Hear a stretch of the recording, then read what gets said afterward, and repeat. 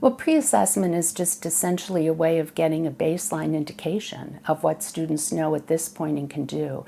And it's fundamental to how you work with students to set goals, how you group students, and how you keep those groups flexible ultimately.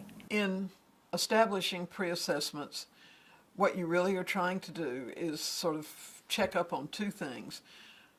Almost always as teachers, there's some prerequisite knowledge we assume comes to the classroom with students. Surely they know this vocabulary, surely they have these skills.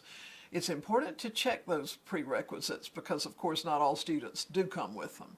In addition to checking prerequisite knowledge, or what we assumed was going to come in the classroom with kids, it's very important also to say, here are the really critical knowledge, understanding, and skill. Before we ever start the unit, let me see where students are. And so the goal of pre-assessment is to provide a quick vehicle which is not graded, but which enables the teacher to get a good starting snapshot of where students are relative to prerequisite knowledge and the essential knowledge, understanding, and skill that's coming up in the unit follows. Let's think about yourself and how much you've learned about those words this morning and how comfortable you are with those words. So let's look up at our chart here. And if you think that you know these words really well and can explain them to anybody, give me a 1. One form of pre-assessment that I use is allowing the students to assess their readiness level. So what I do is I ask the students to rate themselves with a 1, 2, or a 3. They just hold their fingers up. And if you give a 1, that means that you understand the problem and can explain it to somebody else. If you give a 2, it means that you understand the problem and can complete it on your own. And if you give a 3, that means that you can probably do the problem, but you'll need a little bit of assistance. So the students will put their fingers up, 1, 2, or 3, depending on how they feel they are ready for this problem. And then I can group them whichever way I want. Maybe I'll put all 1s together, and then 2s together and 3s together, and then I can work on a readiness activity with maybe the 3s. But I also might want to mix them up. Maybe each group will have a 1, 2, and a 3, so I'll have different levels of learners in each group. And it works great for partnerships, small group work, and readiness activities pulled aside with a small group with the teacher. Another way to pre-assess that we've been using a lot this year is in a technology tool called an ActiVote, and it's used through the Promethean interactive whiteboard. And the students actually get their own little ActiVote that they hold in their hand, and then we go through a series of questioning.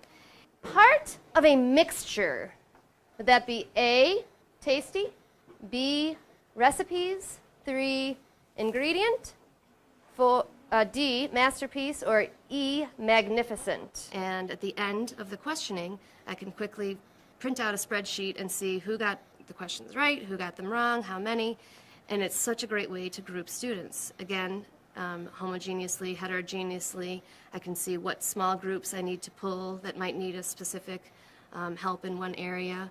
If I see that students are struggling in vocabulary because they got 4 of the ActiVote questions wrong, I can pull them aside. It's not only fun for the students, they're very actively engaged and really want to get all the questions right, but it's also a great way for grouping. Before we begin our next unit, it's really important for me to see what you already know and what we still need to work on. So what I'm going to do is I'm going to give you a pre-assessment. It's going to give you some terms. Some of them you might be really familiar with, some of them you might not be. What I'd like you to do is fill this out as best you can so I can figure out, again, what we can work on and what we can just kind of review quickly and move forward with, okay? So when you get this, put your name on it and begin as soon as you can. Looking at the students in my classroom, there's very few students who I say, actually none of them can be considered exactly the same. They all have different strengths, different needs. And what I found is I can't just sit down and start a unit assuming that all of my students have all of the same knowledge. And so one of the things that I think is really important before teaching bigger concepts is to pre-assess and find out what they know, what they remember, and what actually might need to be reviewed. Sometimes with pre-assessment I find out they know everything, and then I know it's time to move forward and take it to the next level. But with pre-assessment, lots of the things that I do are figure out the students who might need a little bit more support, and so I'll pull a small group, or if it's the entire class, I'll reteach the lesson. But having that knowledge before I begin, make sure I'm meeting the instructional needs of every student in my classroom.